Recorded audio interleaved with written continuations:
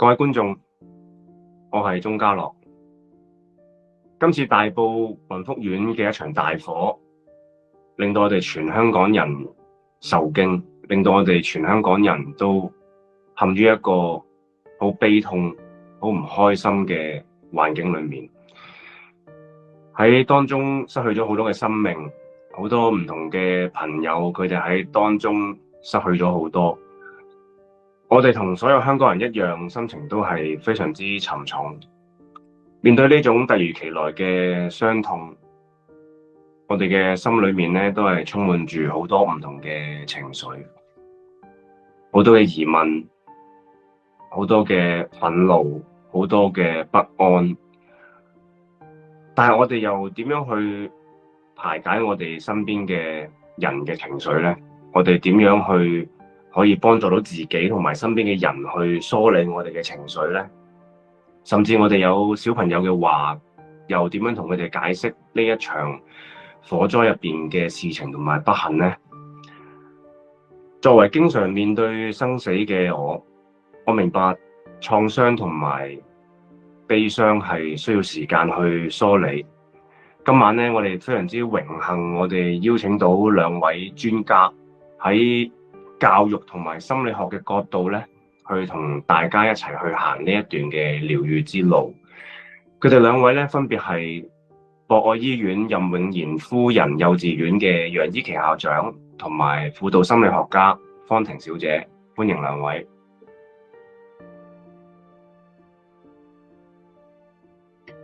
呢一場大火咧，係令到我哋好痛心疾首啊！我哋係唔識得面對啦，我哋未面對過咁樣嘅災難啦。我哋需要有好多唔同嘅平台同渠道去聽到同睇到好多唔同嘅信息同埋新聞啦。但係當我哋接觸到呢一啲嘅信息之後咧，我哋有可能會瞓唔安、坐唔落，我哋心裏面有好多嘅掙扎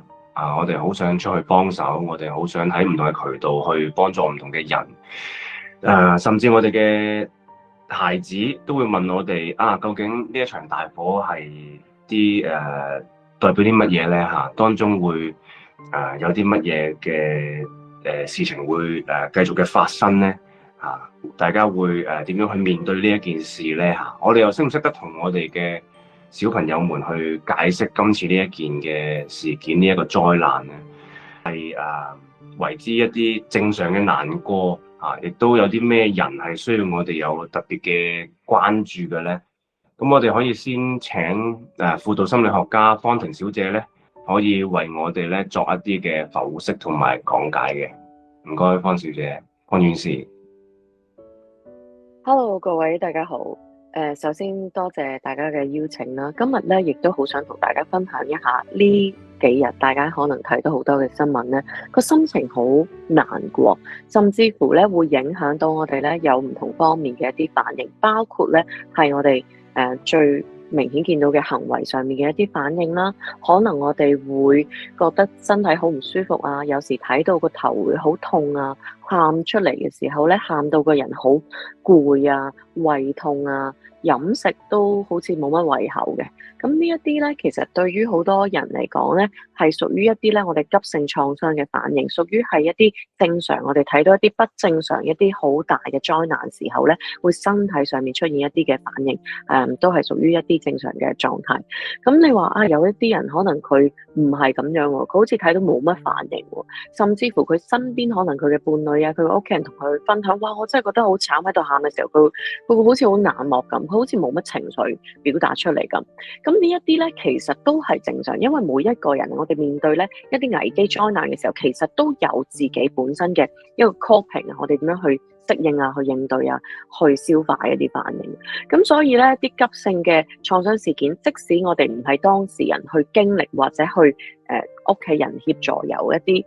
咁樣嘅情況，我哋去睇新聞嘅時候都有機會咧出現唔同嘅反應，包括頭先講生理方面啦，亦都有機會可能有一啲人佢生理上面冇咁激動，唔係好喊嘅，好表達嘅，但係認知方面咧會成日諗起呢啲畫面啦，或者忍唔住成日不斷去睇手機喎，不斷去 loop 呢啲新聞喎，咁又難集中精神去做啲自己本身要做嘅嘢嚇，譬如自己工作裏邊啊，可能冇乜心機去做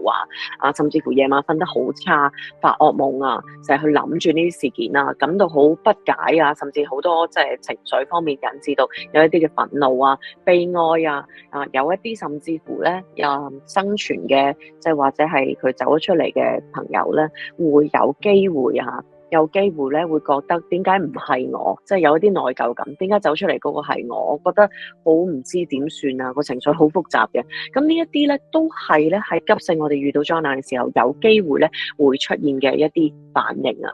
咁所以咧，不論大人又好，青少年又好，小朋友又好，都有機會行為方面咧，我哋會見到即係有機會會重複去做一啲嘅事物啦，有一啲倒退嘅行為啊，好需要人陪伴啊，好黐人啊，咁呢一啲咧都係好正常，所以我哋覺得喺呢啲非常嘅時段咧，互相陪伴同埋揾人去陪伴咧，係非常之重要，一個社交嘅支援係好重要嘅。咁所以啱啱講到咧，就係呢個急性嘅創傷後咧，即係我哋會有一啲即時嘅反應啦，去到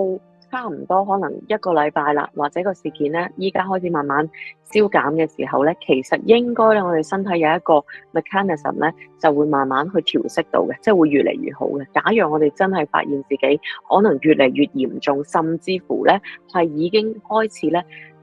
非常影響到我哋嘅社交啦、生活啦，食唔到嘢、瞓唔到覺啦，情緒好波動，甚至有啲幻覺啊，覺得個身邊太多嘅災害，驚到翻唔到屋企啊，做唔到正常要做嘅嘢嘅時候咧，我哋就真係需要去注意啲咯。咁而即係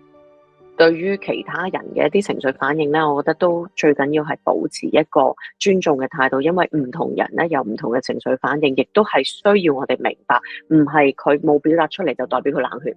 唔係佢好激烈嘅就代表佢個人咧就哇即係咁情緒泛濫啊，控制唔到自己情緒啊，係咪 EQ 低啊？呢啲都唔係好啱嘅一啲批判嚟嘅，所以我哋盡量咧去聆聽啦。陪伴身邊嘅人啦，如果佢哋想去分享、想去講嘅時候，去多啲陪伴，去多啲聽啦，減少啲批判啦，咁已經咧係非常之好嘅一個我哋可以做得到嘅嘢啦。即時上呢幾日上，多謝阿方院士講得好好，即係嗰個內疚感嗰樣嘢，其實真係好多香港人都會喺呢件事上面都會覺得自己即係究竟有冇出力啊，或者我可以幫到啲乜嘢啊咁樣，呢樣嘢都係好好嘅一個提醒。多謝方院士。咁我哋現在請阿楊校長，亦都可以幫我哋分享一下尤其是喺兒童心理學上面等等嘅應對上，都可以請楊校長可以俾啲意見大家。係，唔該楊校長。好啊，唔該晒啊，嘉樂。咁我就講翻喺關於兒童方面嗰個情況啦。咁兒童方面咧，其實咧都會有唔同嘅階段嘅。咁喺兒童，即係譬如可能係如果最細嘅小朋友啦，我哋講緊可能0至2歲嘅小朋友，其實有機會佢哋係未必知道發生緊咩事，但係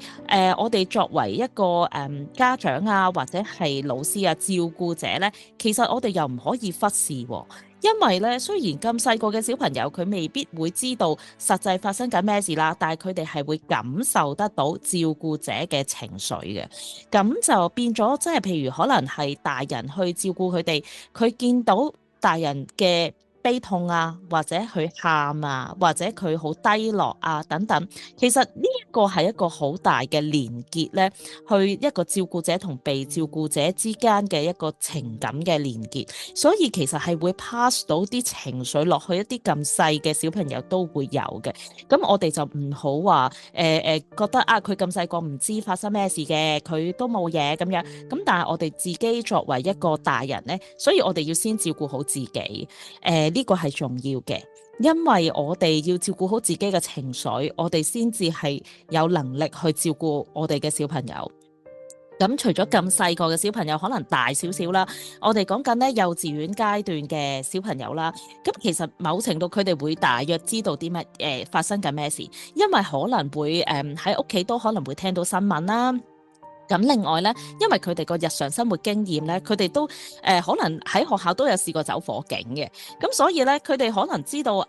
火警響啊，或者走火警啊，或者消防員嘅工作啊等等，佢哋會有一個概念，咁變咗佢哋某程度佢哋又會知道多多少少啦。大個啲嘅小朋友更加啦，咁我哋集中喺講返幼稚園階段嗰個小朋友，即係佢哋又知知地，又可能未必知得晒嘅情況底下，咁其實我哋如果作為家長或者老師都好啦，我哋作為照顧者，即係我哋係要首先要覺察得到啦，覺察得到小朋友有啲乜嘢地方可能唔同咗啊，例如可能會發生啲咩情況呢？例如可能你覺得佢比較低落，或者甚至乎叻啲嘅小朋友，佢可能會講出嚟，可能會有好多問題，佢會問翻啊，點解會咁多人冇咗屋企嘅？點解會發生咁大嘅火警嘅？或者佢甚至可能會講出一啲擔憂，可能咁我哋屋企呢，我哋屋企會唔會火燭㗎？咁可能呢啲情況呢，我哋作為成人呢，我哋都要留意翻小朋友有冇一啲呢方面嘅情緒去表現出嚟啦，甚至乎有啲小朋友可能咧喺情緒到嘅時候，可能佢哋會有行為倒退嘅情況㗎。咁行為倒退咧，即係話可能佢本身係已經戒咗片㗎啦，咁樣佢係能夠自己去廁所嘅。可能近排佢有啲壓力或者有啲焦慮嘅情況咧，可能佢會賴翻 Vivi 啊等等。咁呢一啲行為倒退嘅情況，我哋都係一個息怒，令到我哋嘅作為照顧者咧，我哋都要去察覺得到啦。如果我哋真係察覺得到嘅時候呢，咁我哋最簡單方法，第一就係要接納，我哋先要接納自己有情緒，接納小朋友都會有情緒。我諗有陣時我哋做大人呢，有時我哋唔識點處理嘅時候呢，好多時候我哋可能就會唔俾佢接觸啦，或者係話冇嘢㗎，得㗎啦，即係可能避而不談啦等等。咁呢啲呢都未必係一個咁好嘅處理手法嚟嘅。係啦，唔該。多謝阿楊校長，楊校長即係分享得好，即係我哋第一，即係照顧者其實都要被照顧啊，係，同埋都要俾機會自己去有情緒嘅疏導，同埋要接受到自己真係事實上係真係會有情緒啊嘛，都係人嚟噶嘛，都係有情感嘅動物嚟噶嘛。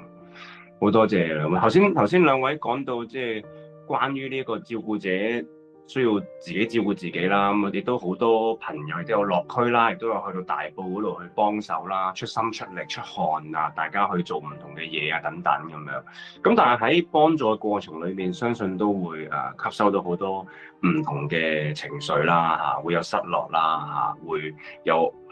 會有好呆滯，唔知點做好，甚至被嚇到嘅時候啦咁樣。咁我諗第一都想邀請兩位陣間可以同大家分享下，有冇啲 tips 或者有冇啲一啲嘅技巧上面嘅嘢可以幫到自己去疏導自己嘅情緒啦。